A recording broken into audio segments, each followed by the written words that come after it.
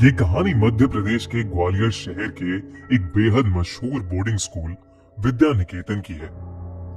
उस स्कूल का डिसिप्लिन और पढ़ाई जितनी फेमस थी, उतनी ही फेमस थी उस स्कूल हॉस्टल की भूतिया स्टोरीज।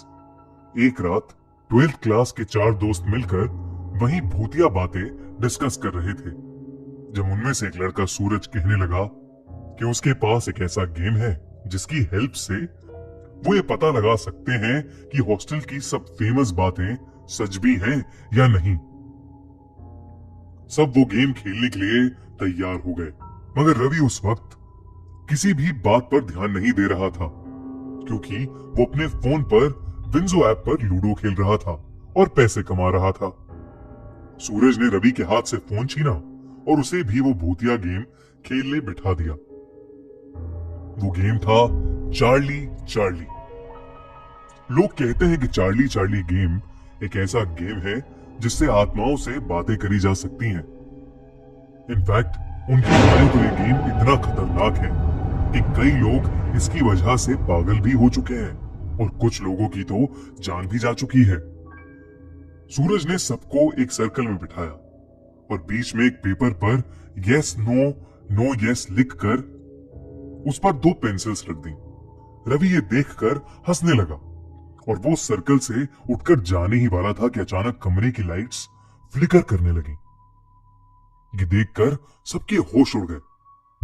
तभी सूरज ने रवि से वापस आराम से बैठने को कहा और फिर सूरज ने गेम की तरफ देखते हुए कहा, Charlie Charlie are you there?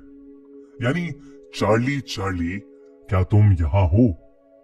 Charlie Charlie क्या तुम यहां हो? ये कहने के बाद सब वेट करने लगे, पर कमरे में कुछ नहीं हुआ। सूरज ने दोबारा वही सवाल पूछा, तब भी कुछ नहीं हुआ। इस पर रवि ने उस गेम का मजाक उड़ाना शुरू कर दिया, लेकिन तभी सर्कल के बीच पड़ा पेपर जोर से हिलने लगा। उस पर रखी पेंसिल्स भी इधर उधर रोल होने लगी। सूरज ने फिर से वही सवाल पूछा, चार्ली चार्ली क्या तुम यहां हो? और तभी पेंसिल घूमकर यस पर पॉइंट करने लगी। सब हैरान होकर एक दूसरे को देखने लगे। इसके बाद एक एक करके सब चार्ली से कुछ ना कुछ क्वेश्चंस पूछने लगे, जिससे वो कंफर्म कर सके कि सच में चार्ली की आत्मा वहां वाकई थी या नहीं। किसी ने पूछा, चार्ली क्या तुमने आज तक किसी को डराया है?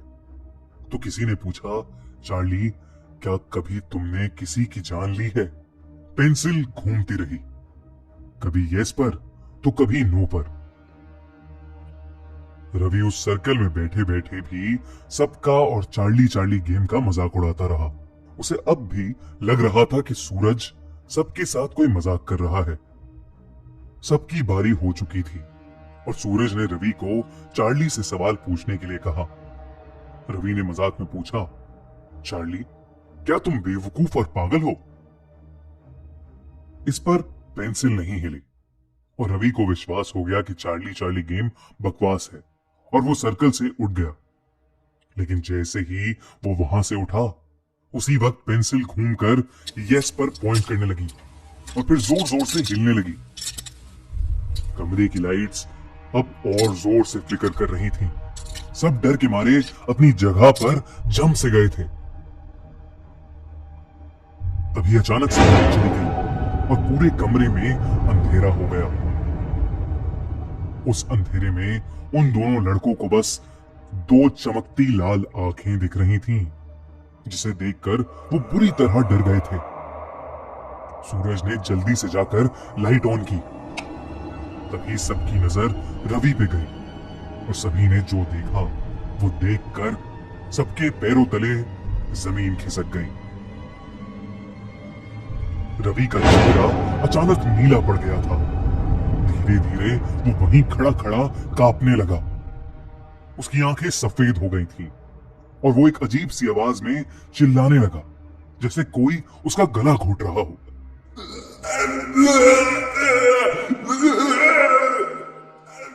रवि की चीख सुनते ही वार्डन उनके कमरे में आ गया और तभी रवि बेहोश होकर जमीन पर गिर गया। हॉस्टल का स्टाफ जल्दी से रवि को लेकर हॉस्पिटल पहुंचा, पर डॉक्टर समझ ही नहीं पा रहा था कि रवि ऐसे अचानक बेहोश कैसे हो गया। फॉर्चुनेटली रवि को 2 दिन बाद होश आ गया, लेकिन उसे कुछ याद नहीं था, ना ही किसी का गला घोटना, ना ही बेहोश होना, और ना ही चार्ली चार्ली गेम खेलना। सूरज और उसके बाकी दोस्तों ने डिसाइड किया कि वो लोग फिर से ऐसा कोई भूतिया गेम नहीं खेलेंगे।